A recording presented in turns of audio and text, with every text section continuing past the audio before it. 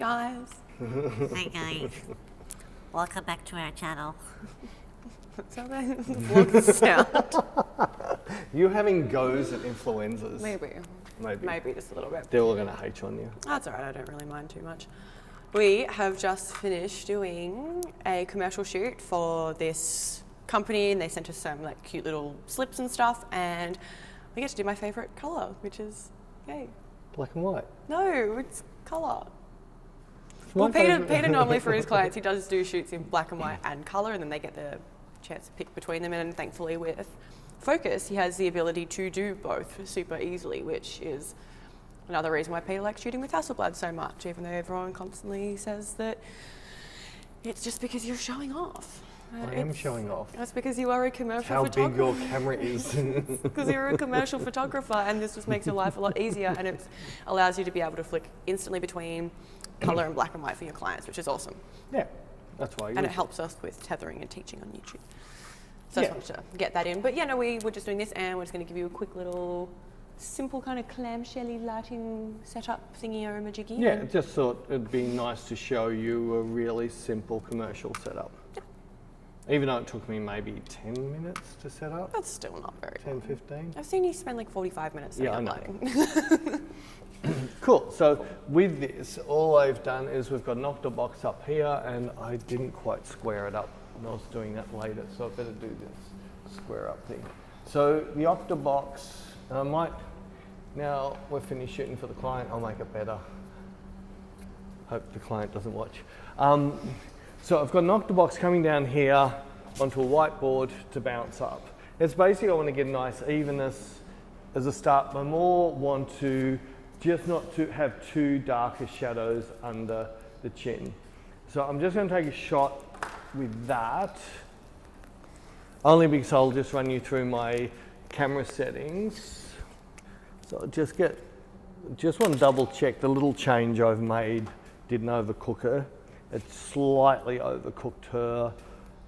So I'm just going to, rather than turn it down, I think if it had a little bit more room to breathe, which means I'm going to pull it back a fraction, which is just going to, I call it breathe, I don't know what other word to call it, but to me it just gives a little bit more room between the light and the model, which means I find it gives me a much smoother look throughout the picture. You have loops. Loops. You have loops. All right, with my settings, if I click that off and click that off, that's it flat. So flat, it looks fine, but for the client, I need something a little bit more contrasty, a little bit more punchy. So this area here, I introduced some contrast. I brought up my shadow fill to make up for what I did down here. So even though it's looking like I'm cooking, once I put that down curve on there, which really adds that sort of, it's starting to make the skin a little bit more sort of shimmery in feel. I know it's created a highlight sort of halo-y thing, but that's what my client actually wanted, so that's why it's there. Down in the color area, you'll see that little point there. I use the eyedropper tool here to select the red because that red is just too strong. This is not a catalog shot, it's more a hero shot, so the color isn't that important. So by me desaturating, you'll see I've desaturated, brought the luminosity down and changed my hue a little bit, is now made it sit within this. But that's also because we put a bit of contrast in here, which changed both the hue and the sat on that picture.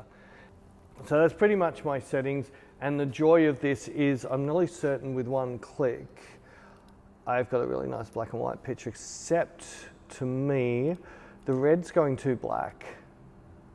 So I think if I was going to drop this in, I might even go on the blue channel and might do a couple little adjustments, but that allows me to very quickly, I'd pull a little bit of saturation off Beck, or I could go my green.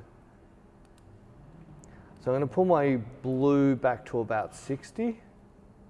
And because I need this to equal 100, and I'm going to bring my green up to about 40. Let's try green at 20 and blue at about 80. And all this is doing is don't want that red dress to be as black, but I didn't want her skin to be as Oompa Loompa. So there is very quickly, now I can give my client the difference between a color and a black and white, which is still both my look. Once I got this all set up, it's as simple as me just going brain dead and spraying and praying and make Beck do her job. And I have to say cool, otherwise she won't move. Cool. Eyes, come on girl. It's late on a Friday, I need, yeah. The quicker you finish, the quicker you can go home. That's better, oh my God. It's amazing when you say you can go home. This is really cool. Cool. That's really cool. I like how you pull it up on the side a little bit. I like that, yeah, except you've got cables hanging out. Eyes, yeah, really kill those eyes. That's really cool. That's really cool. I like that. That's really cool. So what I might do is I can just do a very slight change on this. Well, that's cool. In fact, the client I know will love that picture, so I'm just going to mark that. Based on this, I'm just going to vary a fraction. I'm just going to add a little touch more, touch more shadow fill into this. That's looking better. It's actually a really cool picture. I'm just going to save those settings, and that picture's marked. Now I'm just going to freestyle for a fraction. I'm just going to move around, and I'm going to take a couple of pictures and then decide what angle I like.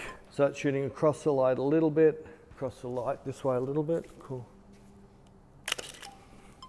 Both of them are getting a really nice soft light right throughout, so I'm pretty safe to move everywhere with the lighting. Now, this bottom board's giving me a decent bounce.